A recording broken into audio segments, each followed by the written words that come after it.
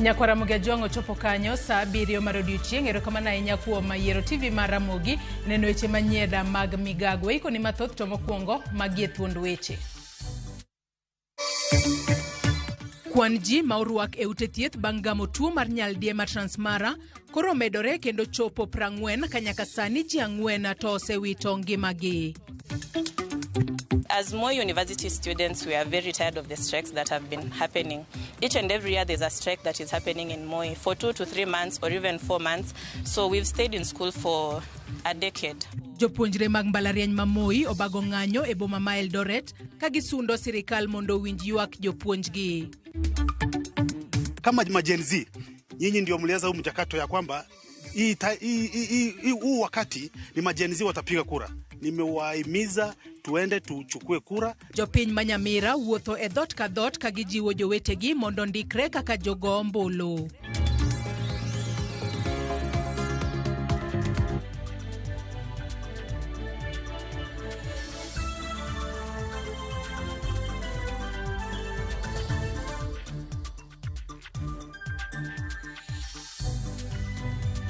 Nyakwara Mugiajuang mago kachiel kod mamoko mathoth e yor adimba rwakini machiegni yie mar mondo mi bed koda nyaka e giko mar weche manyiena mag migago. Nyinga Joyce Oduori nyalo ndikona kokale namba mar ote machuok 236000. Facebook ibiro yudo achiel kachiel Ramogi TV, YouTube bende nyalo nono weche makamagi achiel kachiel Ramogi TV Kenya machiegni. Jopuonjre e mbalariany ma Moi kawuono bago ng'anyo e boma ma Eldoret kalure kod ng'anyo mar jopuonj mbalariany e pachoka. Giwacho ni gisechulo omenda mag somo kata school fees ma ok ginyal dhi nyime ketho sa e skul ka giyudo lal mar chulo pes ot kod nyiewo chiemo. Gidwa ni migawo mar somo omany kaka inyal tiek midhiero mag ng'anyo kendo bedo e winjruok kod jopuonj mag mbalariany ma nyaka sani bandho sirikal omenda maromo bilion 7.9.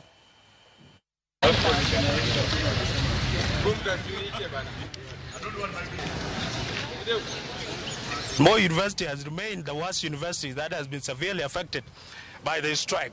Yes. Our other counterparts have actually finished school and are out there, working as doctors. Why is it we are being kept here as if we are serving a jail term? It's not actually fair. To finish my exams on 17th and graduate tentatively 18th of December. But now things are not moving forward because of the strike that is going on. We initially had a strike in Moi that lasted for 4 weeks before the UASU strike started. And there's also another strike that's supposed to be happening from 20th of October, still affecting Moi University alone. And as Moi University students, we are very tired of the strikes that have been happening. Each and every year there's a strike that is happening in Moi for 2 to 3 months or even 4 months. So we've stayed in school for a decade. I am actually tired of responding to wherever I am when my colleagues ask me where I am. There's a good number of them inviting me to their weddings. A good number of them are married, and I have started thinking if I became a teacher, for example, in the village, like my parents did, I would have been running a family. But I keep saying I am in school for the 9th year now, and we are still staring at the possibility of staying even longer. You cannot empower a nation through cheap lunch and dinners at State House. Yes. You can only empower a nation through functioning education system and proper healthcare system. Piny Kenya osingo dhi nyime gi tero oko maua kaka okanga mar tego tudruok makare e bor riwruok mar ohala mar Comesa. Seche ma jokanyo joket mwandu mopogore opogore rado e thurka tielo mar 18 mar romo mar Comesa madhi nyime KICC Boreka. Jatend migawo Mutai Kagwe ne opoyo mokalo riwruok mar Comesa kuom dhi nyime gi tego johala matindo tindo kolero ni riwruok mar pinje 21 pod ongirore kaka achiel kuom riwruok mag ohala e Afrika mangima. Romono geto tego mokalo weche mag ohala e kind Afrika gi Europe motelo ne romo mag jotend pinje chieng' tich ang'wen jumani. The Comesa EU Horticulture Connect is an excellent initiative designed to facilitate direct linkages of our exports to the EU buyers, provide technical knowledge on the alignment of quality standards, and showcase the immense potential of agribusiness within the two areas. And therefore, ladies and gentlemen, I would like to propose that we need to unlock horticulture's promise in the region. We must trade with each other, but we must also train with each other. Moko kuom jodak e kaunti ma Nyamira owuok oko mar jiwo rawere e gwenge mag kaunti no mondo wuog oko kendo ondikre kaka jogo ombulu bang' ka kaunti no nokwana kaka moko kuoma kuonde mosendiko ji matin kaka jogo ombulu juma mokalo. Kane giloso e gwenge mopogore opogore ma North Mugirango, jodak go wacho ni ndikruok kendo goyo ombulu e yo mar dhiro agenda mar lokruok kokalo kuom yiero jotelo malong'o. Komachielo bende jodak go okwayo sirikal mondo omi rowere opande e wang' sa mondo ginyal ndikore kaka jogo ombulu. Ningetaka kuwahimiza watu wote wa Nyamira, hasa vijana wale ambao hawajawahi kuchukua kura, wajitokeze kwa kipindi hiki ambacho tumepata IEBC ikiwa imefungua ili wapate kuchukua kura nao wapate kuchukua kura zao. Nataka kuomba serikali kuu ipate kusaidia katika uandikishaji, usajili wa wananchi, hasa vijana wale ambao hawajawahi kuchukua vitambulisho. Haki yetu kuipata katika hii nchi yetu ya Kenya ni kuchukua kura. Vijana wote amuka asubuhi, nenda saa hii tumeanza kusajili watu ambao wanachukua kura, wako kila mahali. Tuende tuchukue kura kama majenzi. Nyinyi ndio mlianza huu mchakato ya kwamba huu wakati ni majenzi watapiga kura. Nimewahimiza tuende tuchukue kura na tupige kura kwa wingi ikifika wakati ule wa 2027. Wakati wa kuchukua mambo ya kura imeanza, na waomba wajitokeze kwa wingi wachukue kura ndio waweze kupiga kura wakati wa 2027. So watoke wote kwa nyumba, waregister kama wapiga kura, so that ndio nguvu yao iweze kuonekana katika upande ya kupiga kura. Vijana wetu ambao ni majensis, ni vijana wangu kama mimi mama, nataka niwaambie wachukue kura. Na kura sio kwa mitandao. Nataka niwaambie wakuje kwa wamama. Kuna wamama wenye wako kwa maboma, wenye hata waendi kwa mitandao kusoma vitu huko. Injinera were mawuok e konde duto e kaunti ma Migori kautenore kod chenro mag dongruoge mag geto rowere mong'ere kaka National Youth Opportunities Towards Advancement Nyota dhi nyime e kar tiegruok mar jopuonj ma Migori. Chenro ni mag geto tiego rawere e yore mag nweng'o otelie kod jagoro e migao mar arita oganda Social Protection Joseph Mutari kod jagoro mongirore e migao mochung'ne rito mwandu mag piny owacho ma ong'ere kaka Assets Recovery Wagunda Odede. Watudore kod jafwambo marwa ma Migori George Juma omiwa mar mondo mi onyiswa kaka weche chalo gie kindeni. George Juma, iriyo nade ka intiere kaunti ma Migori kinyalo mana nyisowa matut kotudore kod romono maro mar Nyota madhi mbele e kaunti ma Migori. Juma. Erokamano awinji makare ka bende kinyalo ng'iyo toka kanyo mane kama bende chenro mar tiego rawere to ahinya chenro no mar Nyota nyaka sani koro dhi nyime kama bende chenro no mageto thoth rawere go ma onge tich moro amora ma kindigni 15 nyaka 34 ka bende mae biri kino bende king'iyo piny Kenya nitie nok mar tije kuom yudhe maromo 35 e piny Kenya mangima maromo 67 kuomgi onge kod tije. Ka bende lipot bende yango ni higa ka higa kwan rawere maromo 1,000,000 ma onge kod tije, monge kod tiegruok moro amora kata monge kod certificate bende donje e chiro ma pacho kae kamanyo tije. Mae nyiso nitie nok mar tije e pacho kae. Ka bende chenro machal kod mae temo geto duoko nok mar tije moting'o chiwo omenda ni midhi mi jogo matimo ohala mopogore opogore. Bende odhi miyo jogo mantie kod tiegruok to kodhi e somo midendo kaka Hanson idendo kaka ng'ama odhi e tiegruok to oonge gi certificate moro amora ma bende idendo kaka recognition of prior learning. Bende e bwo chenro ne gidhiro chenro mar yudo certificate bende koro ginyalo tiyo godo e manyo nweng'o ma opogore opogore. Ka bende antie ka kod oganda opogore bende obiro chenro machal kod mae wadang'e ne to chenro ni odhi nade ben mano bende koro kelo geno to anyina rawere bende osebedo ka koro onge kod tich. Tang'o gidi monego keti mondo mi koro chenro machal kod mae koro bed mano ma bende koro nyalo kelo lokruok ne rawere to nyaka otendo kod wechego mag tije e pacho kae. Adwa ne mondo achak kodi king'iyo kacha itani chakne gi nyingi chenro ni osebedo ka dhi nyime chakre okinyi in kaka achiel kuom jomochopo yo motim go chenro ni yo ma ochomo be uneno kokelo geno e weche mag tije ne rawere. Kamano an gi nyinga iluonga ni Chalizo Sewe, an jakom mar bunge la wananchi ma Migori County. Daher mondo mi awachi ni ne wachopo ka e college ka e wach mar Nyota. To gima challenge mwaneno achiel en mana ni ne wa expect youths 2,800 mondo mi odonj ka ne wacho ni en 70 wards en per 70 people per ward. Dhano 70 kuom ward ka ward. Koro gi wards ma Migori gin 40. Koro no expect dhano 2,800. Wan kaka jopiny waneno ka chenro ni en gima sirikal osetemo kendo nyalo kelo kony nikech mokwongo gini en grant, en pesa ma kiyudo tikawe kamano titiyogo tiji ma okidwoki. Lakini challenge en achiel ni koponi samoro nisabedo ni kawo moro to nokidwoko kaka samoro Hustler Fund gi mamokogo. Samoro ok dibedo mayot mondo michak iyud mae. To odhi encourage vijende matindo machakre higa 18 nyaka higa 29 kendo gidhi bedo gi layout maber mar chako kata mana ohala. To gima waneno ni nitiere 35 years of age moluwene joma ok nyal, jogo man gi disability. Waneno kamano ber. To gima waneno kendo moko timre maber en ni no expect ni leaders magwa nonego bede igini kabisa, especially leaders moyier kaka wabunge, MCAs. Waneno mana ji ariyo kende mwa mana Kuria. Koro nwaparo ni gichenra ina nonego beni kete maber ma initiative ni obedo ni oluonge ji te, both elected leaders, appointment gi jogo duto te. To wan kaka jopiny wamor nikech chenro ni dhi miyo wa ratiba maber ma jomoko nitiere ma samoro pod onge kaka ginyalo chako ohala, jomoko dhi medo ohandgi bende biro bedo yo malong'o.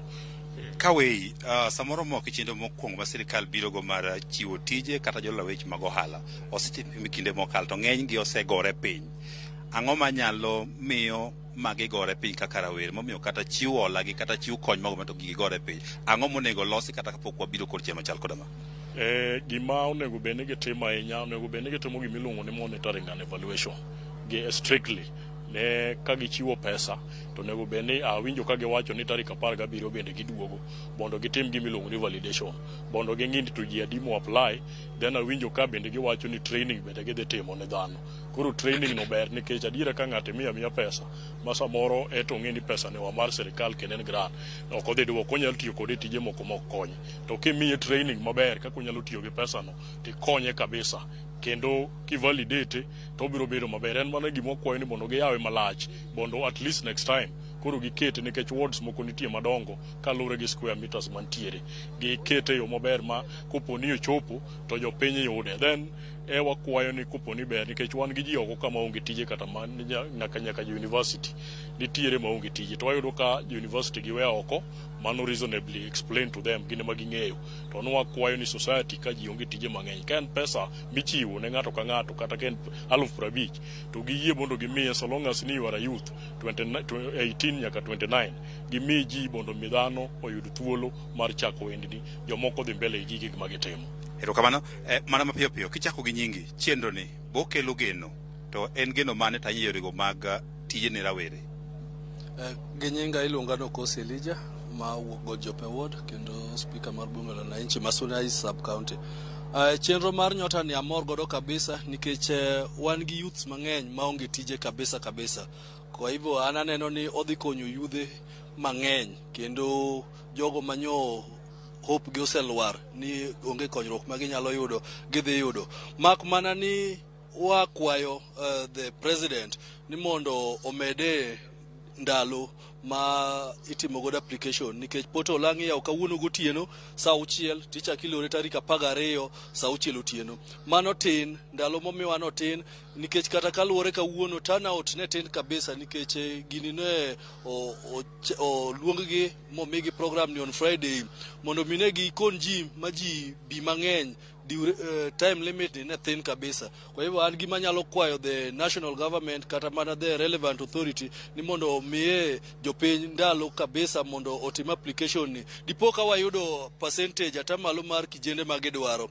Kokamano gi kae to ago erokamano ne PS Montari to gi PS Wagunda kuom chopo gi representative mar the county commissioner mar chopo mokelo jopiny gi the DCCs gi chiefs gi assistant chiefs to gi jopiny machalo kaka wan wachopo ma wayudo puonj makende. Koro en mana ni wadhi dok e gweng' to wadhi lando ne ji mak mana ni elected leaders to disappoint wa kabisa nikech ok waneno the MCAs. Moso MCAs onge, obiro mana reyo to kata mana wabunge kata mana other officers okobiro, but the county government or their representative waneno mano kende agoero kama mana machuo kami seconds brade kende thoth yudhe dhi yudo omenda matimo hala. Lwasi be nitie makare matimo hala ka ang'o monego losi mondo ka gilo pesa ni to konygi. Erokamano gi nyinga iluonga ni Peter Wuoru tienda jadak ma Migori ka. Gima dwa na wachi chenro mar sulwe ma kawuono chakore ka kata nyota ni pesa inyalo gol. Sida manitie pesa mi to kokoni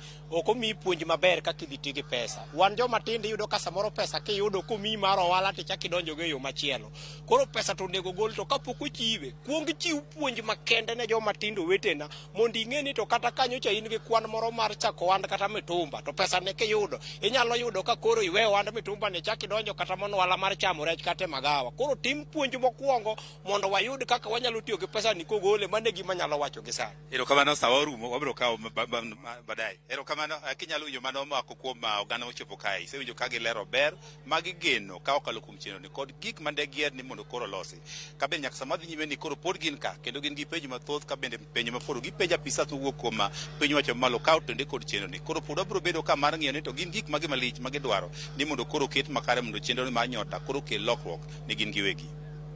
Erokamano ahinya George Juma kowuok e kaunti ma Migori. Kendo ang'eyo ni matut kotudore kod chenro makamano wabo bedo ka wawinjo e wechewa manyien mamoko mag odiochieng' ma kawuono. Ka wadhi mbele en ni jotelo mag ODM e kaunti ma Lamu kotelnegi kod jakom margi Aisha Nizar opoyo riwruok mar duond bura mar ODM kod sirikand Kenya Kwanza ka giwacho ni riwruogno osekelo dongruok mathoth e kaunti no.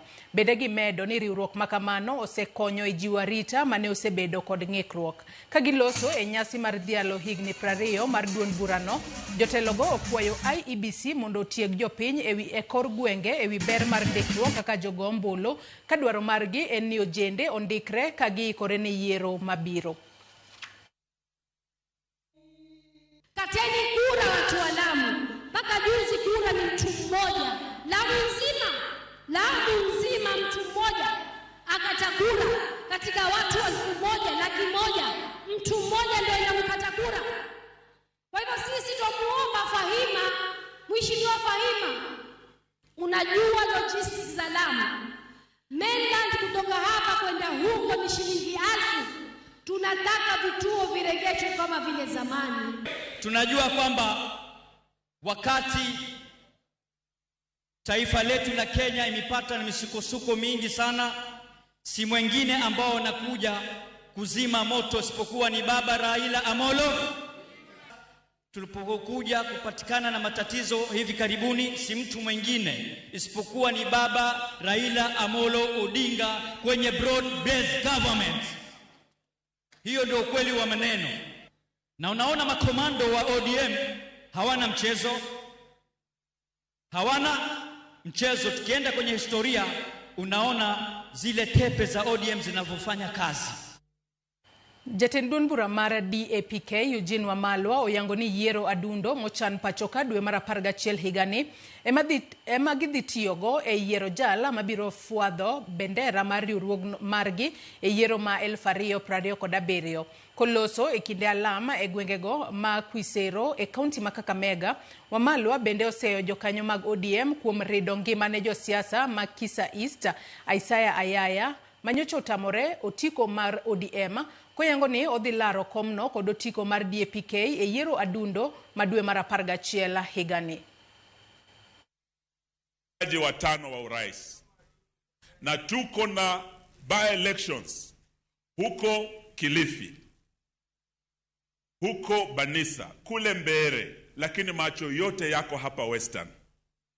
Na tutaangalia, tunajiuliza kwa hawa watano, Wamalwa akiwemo, Kalonzo, tukiwa na Rigiji, Karua, Matiang'i, wanaangalia ni yupi anaweza shinda huyu Kasongo. By election hii ni kama mtihani wa mock wanaangalia DAP inaweza deliver Kisa East, wanaweza kudeliver kule Mumias, kule Malava. Tunaangalia Kalonzo Ukambani, ako na by election. Machakos ana ward kama hii ya Kisa East. Akishindwa huko na mimi nishinde huku, si watu watasema Wamalwa ndiye anatosha? Endo ma ayanga mar jaod bura ma Westlands Tim Wanyonyi engwech mar laro kom governor e county ma Bungoma e higa mar 2027 oken ber ne en kende to en ranyisi mabera ma winjo lu kod jogo manigi ng'ol. Henry Opilo jadak e gwenga ma Musikomo e kar chung'od bura ma Kandui wacho ni jogo manigi ng'ol okosebedo ka chimore kod siasa achiel kachiel to kopogore kod chiwo atamalo abich magatelo ne jogo manigi ng'ol sani gin kod teko mar piema kod joma moko bende. Opilo wacho ni chung mar Wanyonyi en ranyisi makare e county ma Bungoma kendo donjo mare e siasa ma Bungoma biro duoko piny tulo mosebedo kaneno e county no. Interesting for us, for people who live with disability, because of the candidature of one Tim Wanyonyi. Here is not a question of party, it's not a question of tribal affiliation, it's not a question of family, whether he is a brother or not a brother to our speaker, Moses Wetangula. Those are immaterial considerations. What we need to look at is what can he offer in terms of management. What is his track record? What is his stature? The county of Bungoma deserves a governor who is approachable, who is sellable to the international world, and who understands rights of people who have come from a marginalized perspective. Jod bura Matabaja Hussein Abdi Bare ochiwo siem ni sirikala tiyo kod chenro mar nyiewo kokalo yor mbui kata e-procurement koro kelo ng'ikruok e chwalo chenro mag dongruok mochuno pachoka.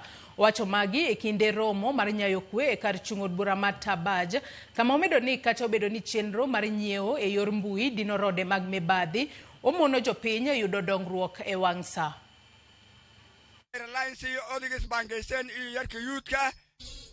Karibu haya, weka.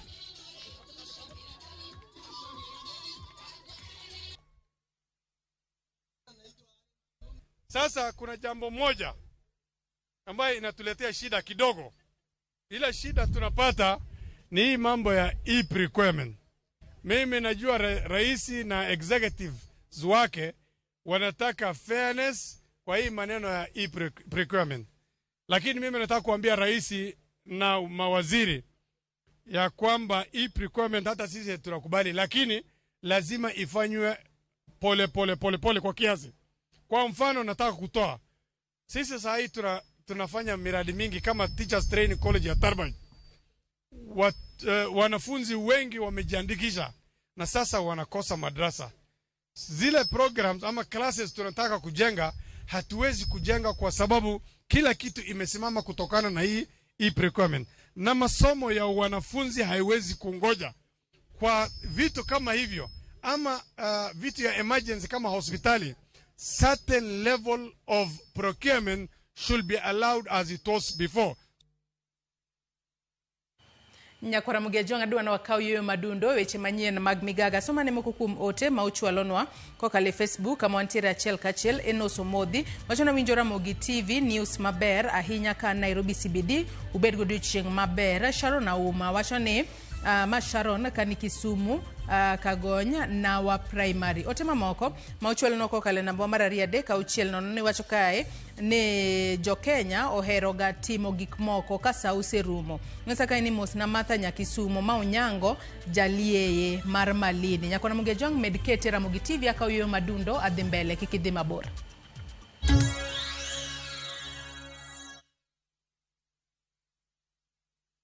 Isayudo nyodo nikelo nyako chia chonokore nyeje lunga ni sandi nango nyako chia mimi giere kende jalo siko kachandi gimo nyako chia utemo kapino.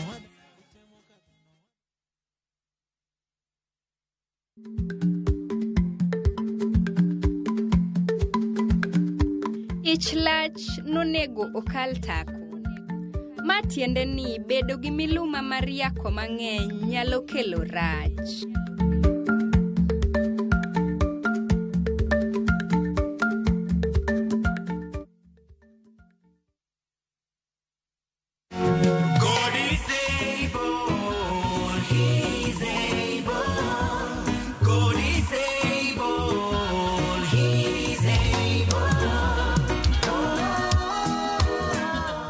Kupata huu wimbo wangu uitwao God is Able, kama sikiza tune yako, bonyeza *811 337 hash kwenye simu yako. Kumbuka, Sikiza na Citizen ni nyumbani kwa wasanii wote.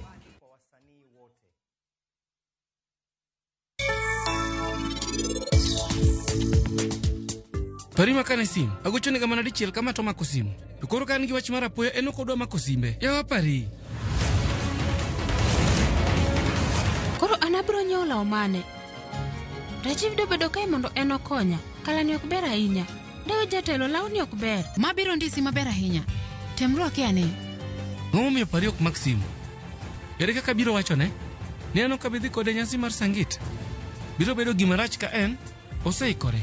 Weche mang'eny ahinya biro timore.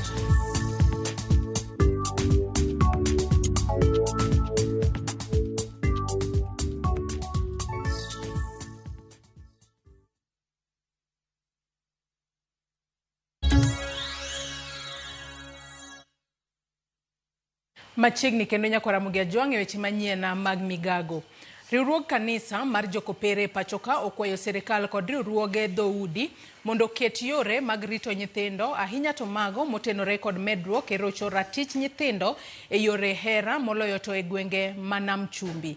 Kane giloso e boma ma Kilifi e kinde romo mane okelo kanyakla jokanyo mawuok e sectors mopogore opogore, gijiwo mondo oket kampeina mar puonjo jonyuol e wi rach mar rocho ratich nyithindo ka giyango kuonde kaka dhowedhe, kuonde madho kahawa kod ute mong'ere kaka Airbnb kaka kuonde mar rocho ratich nyithindo timore.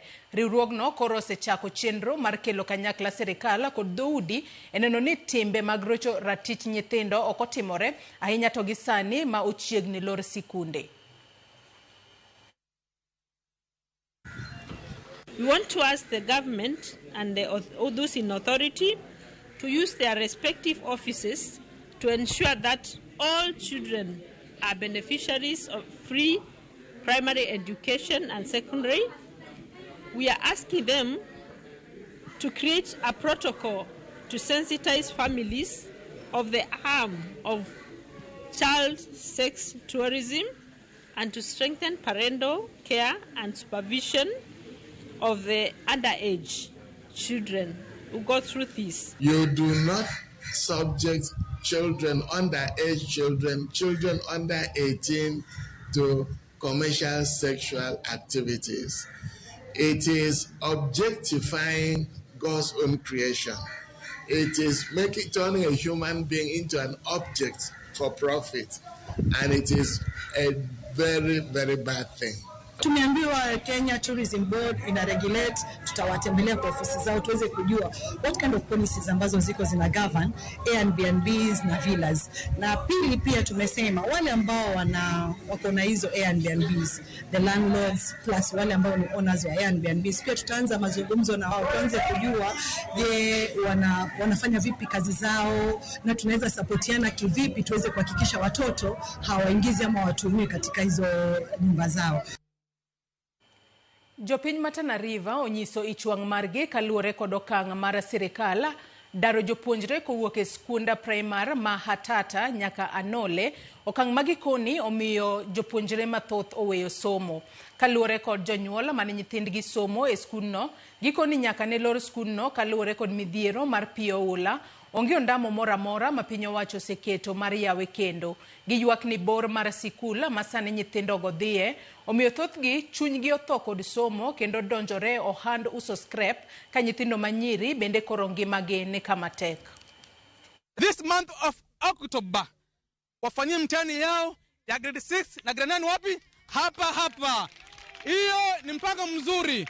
Ndio maana pia baadaye itatupea sura mpya ambayo watoto wetu pia wale wengine the other classes wataanza kuresume pole pole. Serikali najua mamboni inataka na mpangilio, hatukatai. Sisi tuko na heshima, tunaheshimu. So as long as grade 6 na grade 9 watakuwa hapa, wale wengine wataanza pole pole masomo yao, na sisi tutashukuru. Tungeomba wahusika wakuja wasaidie shule, kwa sababu maji ilikauka na shule asikuwa zimefunguliwa. Kwa hivyo wakati shule ilifunguliwa, ni swali yetu kuuliza ni kwa nini ilipelekwa Madogo na shule zingine like Mbaringo tunaona shule zinafurika, lakini watoto wanarudi hiyo shule. Hatujaisikia wamehamishwa mahali pengine. Shule yetu Tata watoto wanaitembea zaidi ya kilomita 5 kutoka Mororo mpaka mali shule iko ni kilomita 5. Na hiyo kilomita 5 hapo katikati huwezi jua kama watoto wanafanya nini. Kuna wasichana wakubwa wale wanasomea ECD. Vile shule zingine mafuriko yalipoingia na bado mafuriko yalipopita shule zimerudishwa. Tunaomba hata Tata irudishwe. Tunaomba serikali warudishe shule ya Tata. Jakom jodongluo kadhowadhi na mchumbi James Obara Kings koni kwan joluo mayudo lemo mag siasa Mombasa medo mana dok chien kipimo koda kinde mokalo kaluore gi pogruok mamedo nyiedhore e kind onage. Mago wacho e romo mane okelo kanyakla jogo ma olap dhogindong ne kombe mopogore mar twak ewi kaka ginyalo yudo kombe mopogore e yiero mabiro, to chutho kaluore gi kwan maduong' mag joluo modak Mombasa. Joja oko giler mathoth kowuok Mombasa. En romo mane okelo kanyakla jogo ma olap dhogindong ne kombe mopogore mag telo kaachiel kod mago mane olaro lemo e thuolo mokalo e kaunti ma Mombasa. Kae kuku mar wach ne en rango kaka kwan onage mayudo thuolo mag telo mag siasa nyalo medore ei Mombasa, to chutho kaluwore gi kwan gi maduong' mag jogo ombulu. Jaluo koyudo telo en gima ber zaidi na oganda wa. Obedi ng'atno dhitiyo maber, obedi dhitiyo maber kumodweno. That is none of our business. Our business number one en niya, to ber gi interest marwa kaka oganda. Mano gima ber. We cannot make it alone, and we don't only get time. We have to get strategic partners. Wasol jomoko. Let us start talking. Koro kaka jotelo nyaka kwongo fon ni ang'o mano osebedo katimore ma mon wayudo gik wadwaro. Ok wang'e sero joma wabet go e mesa.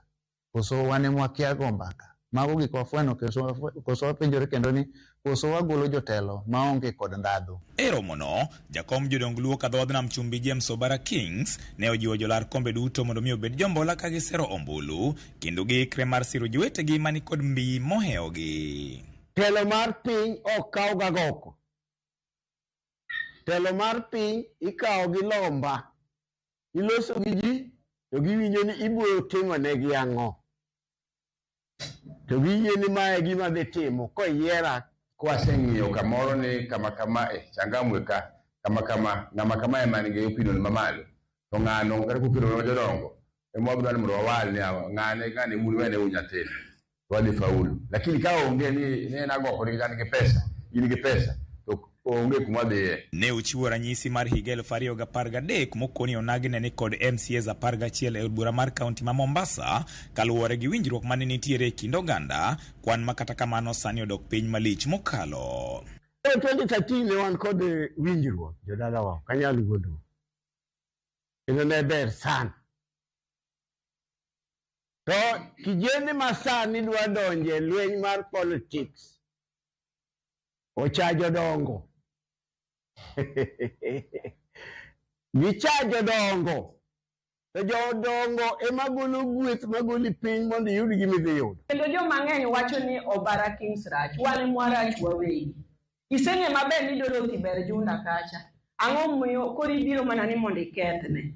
Badala isapote tikethone. Koro wan onge shida kodi, kendo onge chieng' mibiro winjo ka jogi oyani gima giwacho mana ni Local Council of Elders onego konywa. Ma it is very genuine and a very fair concern, sindio? How comes ni sama jadwaro telo tikiae? To sama koro ibara ande paro matin, tiye? Ile based on what? Kata kamano, ne ginyiso geno ni lokruok dhi bedo e yiero mabiro kadiponi winjruok dhi bedo e kindgi giwegi. Wan kaka joluo modak Mombasa nyaka wang'e ni mondo wanyis jowa mondo kaw kura, nikech kura no e nguvu marwa manyalo miyo watelo. Machielo en riwruok marwa. Watim gimiluongo ni opinion poll mang'ano maber monagi kamora mora obed Likoni sub counties te mondo wachak ng'wech chon same kawe kura ni wang'e kura ma wan godo kondo wayier jowa mabeyo mwasengeyo ni ber mondo waong gi mkono maonge ich lit. Wang'i kaka wane pinyni ere kaka wanyalo manyo yo mawatiyo gi jogi nikech jogi oluorowa. Giluorowa ni wan jok ma wigi tek, wan jok mo nigi muolo, wan jok mo dwaro timo gik moko gagoko. Koro kaponi wa bolore irgi ka ok bolruok moro mar fuo, bolruok niya wan gi ji 100,000 e Mombasa mangima mong'ado kura. George Aoko, Ramogi TV, Mombasa. Jadolo manyocha okel manyien e kanisa mar Eagle Rise Christian Church mayudore Athi River e kaunti ma Machakos nyochuno mondo oyal ne ji ariyo kende bang' nyirombe mag kanisa no balo kendo bago lamo oko mar kanisa. Jadolo no moyanga kaka Emmanuel Kioko mawuok e boma ma Nairobi nyo oyalo mana ne ji ariyo manyo giwuok godo Nairobi bang' jolemo mag kanisa no koni gin gi kiae kendo gidwaro jayalo margi machon na Hashon Mwagangi manochura gi nyiolo kendo gero kanisa no. Jagoro mar kanisa no Tom Ndege okoni ywaruok masani nitie kanisa no en tim wichkuot bang' obila ma Athi River molo e kanisa no kendo keto arita ne jadolo manyien magikone ni kod thuolo mar yalo e kanisa no. Ngana ni kanisa mpaka mahali tukafika hapo. Tunachanga pesa sisi wenyewe kama washirika, tunasaidiana na reverend wetu Wambua. Leona Nation Wambua. Tunang'ang'ana sisi wenyewe. Baadaye tunapata mwingine anajileta anajiita bishop. Na mimi sijaimjua hata sijaimuona. Hata huyu tunaletewa hapa tunaambiwa ni ndio pastor wetu. Watuondolee ule wetu atumjui na tujaimuona. Ile sisi tunaweza omba, tunaomba Mungu tu atusaidie na serikali tusaidie. Tuondelewa hii maneno kwa ajili hii sio maisha mazuri. Tunaabudu Mungu kwa jua, kanisa letu ndio ile. Sisi washiriki ndio tumejenga. Wanaamka Sunday wanakuta maaskari wamewazunguka, wanakuta orders zinazungushwa huku, wanaambiwa mambo ambayo hawajui na wanaambiwa ati wachungwe na huyo pastor. This is very shameful. Serikali tafadhali na registrar of societies come to aid ya mambo haya. Nashangaa kama Kenya kuna sheria. Nani huyo anaweza kuja akaamua ati atafukuza watu wengi kama watu wamejenga kanisa kwa sababu ya jina. Watu wamejenga kanisa, wamenunua uwanja, wamefanya kila kitu, alafu leo wanakaa kwa jua. Hajatoa ndururu yoyote kujenga hapa, hajatoa ndururu yoyote kununua kiwanja. Hii ni kazi yote ya members na ametoka, hata kuna members wengine hapa walimuona first time last Sunday wakati alikuja hapa. So that is unfair na kuna freedom ya association na freedom ya worship. Sasa wanataka kuimposiwa pastor. Riwruok mar kembe mochung'ne tero jo Kenya e pinje maoko ochwalo ywak ne sirikal kod od bura mamalo mondo los chike mar kedo kod jomecho e sekta no. Kane giloso e boma ma Mombasa, jakom riwruok mar Kapea Omar Juma Mwangala okwayo mondo ochiw migepe maromo mar chiwo thuolo mag tero ji e pinje maoko ne ji te e sekta no mondo gine ni gikedo kod jokanyo mag jomibadhi. Bende gikwayo sirikal mondo ket chenro mar puodho jochung' e migawo no mondo thuolo mar dhi e pinje maoko omedre e pachoka. Kwamba sisi ndio tunafanya kazi kubwa na hao vijana kwenda nje kufanya kazi na kutafuta pesa, kuja mtaani hawashiki tena vipanga, hawashiki tena kabari, hawafanyi mambo mabaya. Kwa hivyo sisi tuomba serikali itusikize. Itakuwa ni makosa sana kama youth fund inayotolewa inapewana katika wakala walioko katika organization nyingine tofauti. Mombasa nzima, Makosi region nzima tuna wakala mmoja peke yake ambaye amepewa youth fund. Na vijana wako, masabu agent wako na wamekaa wanajaribu kuleta watu katika maofisi, lakini hakuna hata ndururu inatolewa kutokana kwa bank, mpaka lazima uende kwa mtu fulani. Youth funds lazima ifidie vijana wote na watu wote ambao wataka kwenda kufanya kazi nje. Hiyo youth fund lazima loan ipatikane usawa kwa Wakenya wote, kwa sababu kila Mkenya analipa kodi. Hiyo youth fund ni kodi ya kila Mkenya, si ya baba yako na mama yako, ni kila Mkenya analipa hiyo tax. Lying to the office of the Attorney General is a crime, and forging someone's signature is a very big crime. Haya mambo yalifanyika, Registrar of Society ako na hii kesi, lakini wale hata DCI wako na hii kesi. Mpaka sasa hawa watu ndio wamejigeuza. Moko kuom jodak Maseme koro loko kit chiemgi kendo chako chamo winyo mar ng'ang'a ka giyuak ni kech omedore. Kata kamano, apisas mag KWS owacho ni okang' ma kamano ok ber ni mar duoko piny kwan winygo to bende ring'ono kidek bedo kod midhiero moko kaponi ok onone malong'o. Jafwambo marwa Bill Gates Odwar leronwa wachno. Ma en dho wath Mabao, achiel kuom dho wedhe mayudore kar chung' od bura Maseme e kaunti ma Kisumu. Kuom kinde mogwaro, jodak osebedo ka ywago nok mar chiemo ma giwacho ni ikelo kod dok chien e yuto mar Kilua mar rech. Jodak e dho wath Mabao e gweng' Maseme koro ochuno mondo cham ring winyo mar ng'ang'a mayudore kar rito le mar Ndere kaluwore gi midhiero mar nok mar rech ma osebedo ka okwako gwenge makono kaka jolupo lero. Inege kochakre Orimba kocha kamono Thany Beach kaduogo yo Bao Beach koni, kendo giwacho ni ng'ang'a ni omit maloyo gweno. Gima chakore nitie osiepna moni boda ong'a ora ochamoga ng'ang'a kendo oketaga ni bano mesa gini kaponi nego bedni gini kik odhi, nego bedni wagoye kata gi kidi mondo watem ang'o ochame. Kata mine matiyo tij magawa bende wacho ni jodak kod jolupo osefwenyo mit mar ring ng'ang'a ma giwacho ni yudore mayot kaluwore kod ng'eng mar chiemb gwen mamiyo gipugno mapiyo. Ng'ang'a setedo tenda ka ochielre ahinya kendo yom. Ng'ang'a mit kabisa, ji ohere. Ng'ang'a beche ni malo, en siling 200 gi kuon. Kuon ofuko. Itede maler gi nyanya iye en 200. Ng'ato ka ng'ato chamo. Giwacho ni mit mar ng'ang'a gi chich ni kelo kod chiembo chong'a mayudore mang'eny e dho wath Mabao e yo mayot kendo pachgi paro ni othiedho tuoche moko mag ring del. Koro ng'ang'a en winyo moro maduong'. To kikompea gi gweno, tiyudo ka ng'ang'a nigi lemo maber. Ma king'wenyo tiwinjo ka iyudo komit moingo gweno. Koro anto asechamo ng'ang'a kuom higni mang'eny to aneno ka pod ngimana nitie mana kaka ne en chon. Koro ng'ang'a ni gimomiyo nachamo, bech gweno nomedore. To ng'ang'a en gima nyalo kawo kidi, tabayogo, inini keso goye, tanyalo yudo gima nyalo chamo. To gweno nyaka many pesa madhi nyiewogo gweno mondo acham. Ewi wachno, apisas marito le mag bunge kar rito le Mandere Island okwedo chamo ng'ang'a ka owacho ni ok en kare kendo nyalo kelo tuoche ka achiel gikelo dok chien e kwan winjgo. Koro chamo winyo ni en gima ka sirikal oyudi to wanyalo maki ma wanyalo dhi shtaki gi Wildlife Conservation and Management Act Cap 376 of Laws of Kenya. Kora kwayo mana ni ang'e ni maisha tek, ngima tek, to ka unyalo yie jothurwa.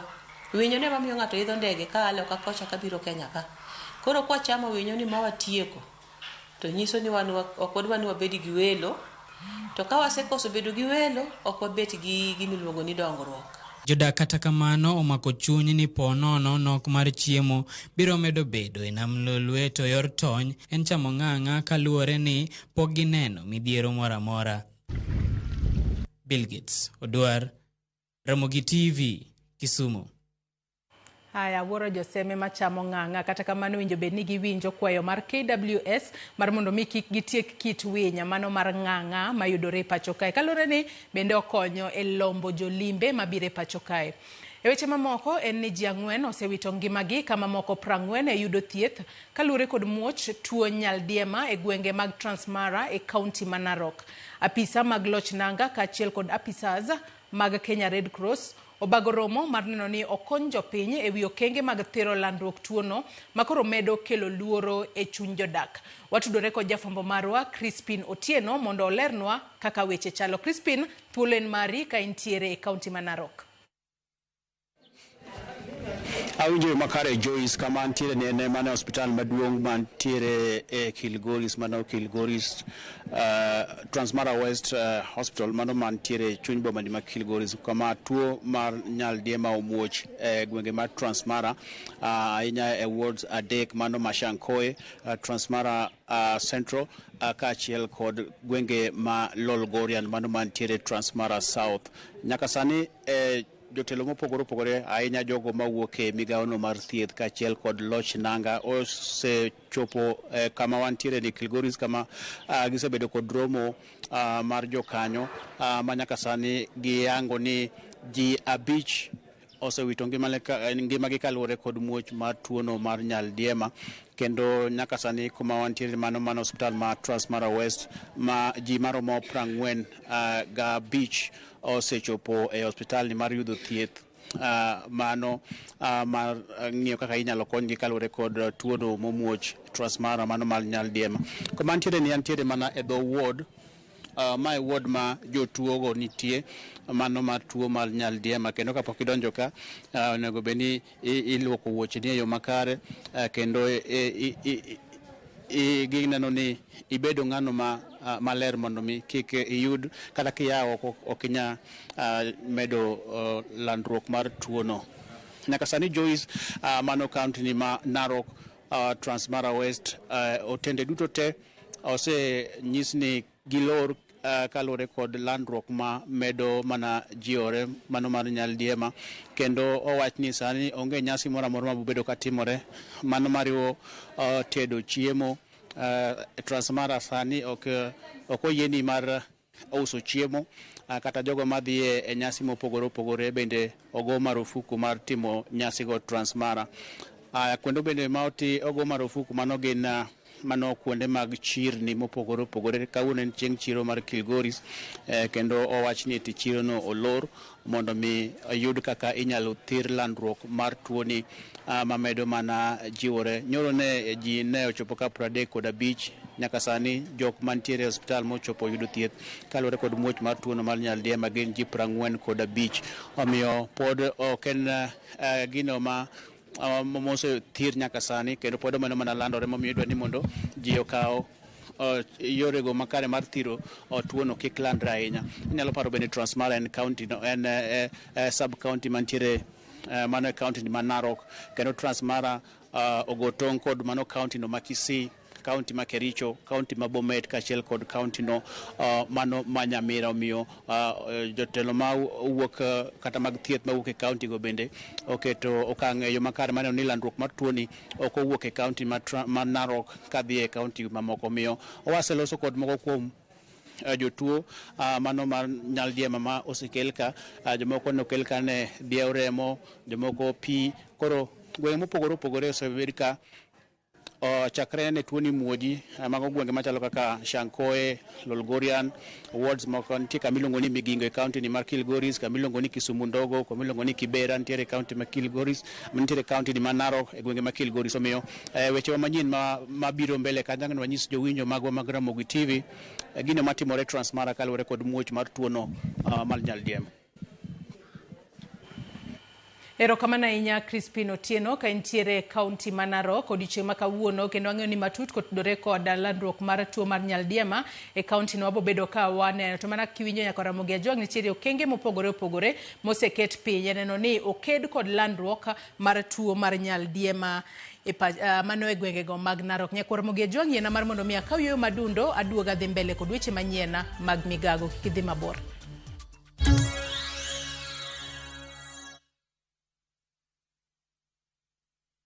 Turquoise waters whisper calm, coral reefs sparkle in the sun, and every sunset feels like a private show.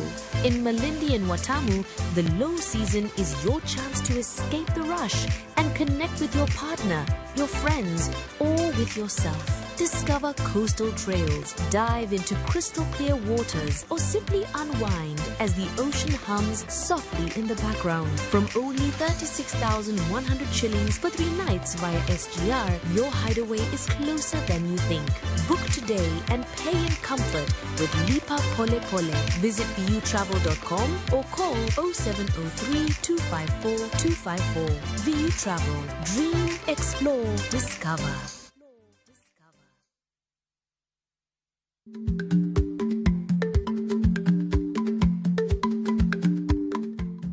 Icha gweno to icha ogwang. Matiende ni, kapok ing'ado bura ewi wach moro amora, kuong inon ng'ama rach.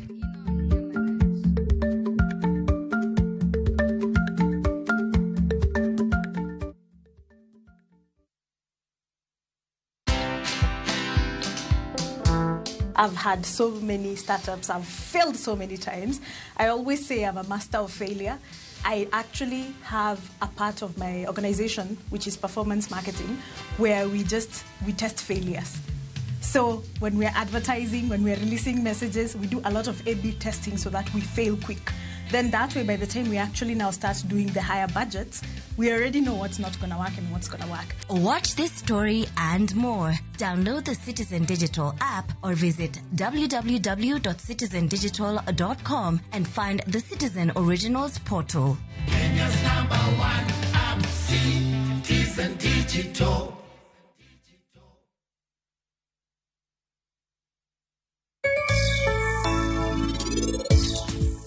Parima kane sim, agochone kama nadichiel kama to mako sim. Koro kan gi wach mara poya eno kodwa mako simbe. Yawa pari.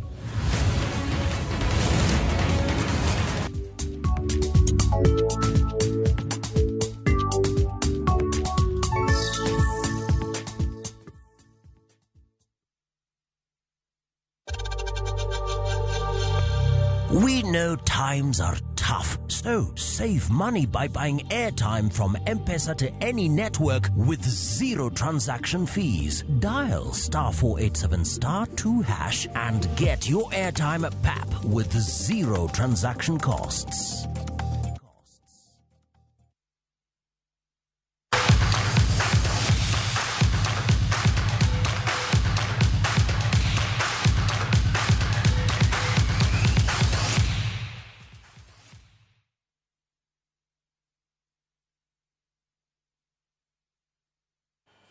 Tim mar Vihiga Queens obiro gi paro mar kawo lig ma season ni tuke adhula lig maduong' mar Wakeini pachoka tok rodho tim mar Bungoma Queens gonde 3-0. Jaloch season mokalo Kenya Police Bullets FC komachielo bende noyudo loch tok tengo Kayole Starlets gonde 2-1.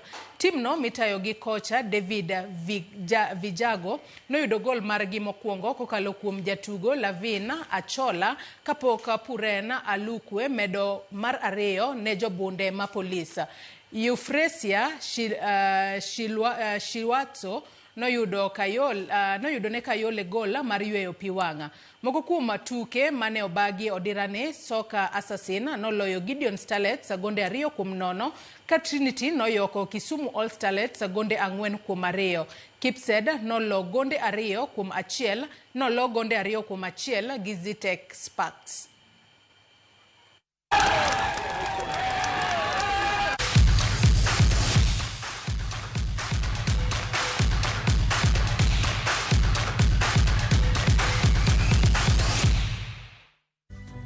Nyakwara Mugejo angi kanye mwachopo gode giko mar weche manyiena mag migago aweye lwet Lina Ramogi nyanyakach kachiel koda Koleus makeloni chenro mar mbak ndalo. Ibed kod odiochieng' maber oriti masani nyinga Joyce Oduor.